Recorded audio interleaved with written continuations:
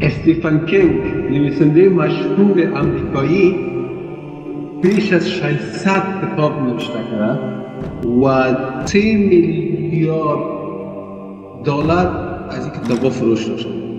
زمانی که به نویسندگی شروع میکنه بسیار سخت بوده که یک عادت برای خود جور کنه.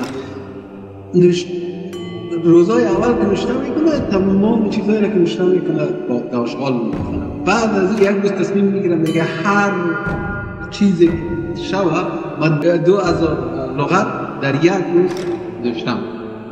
بعد از این مهم نیست که غلط یا صحیح، اما من 2000 باید نوشته کنم. همین مایلستون که برای خود تعیین میکنه. بعد از این دیگه شروع میکنه و یک نویسنده موفق آمریکایی میشه و صاحب میلیاردها دلار میشه.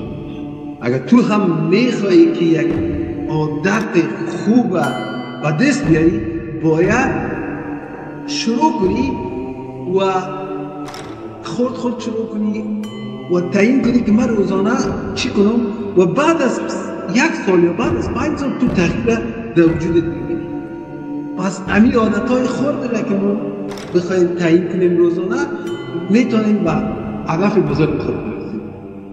موفقیت وابسته به عادت خوب است و عادت خوب از بسیار مسائل خرد شروع میشه.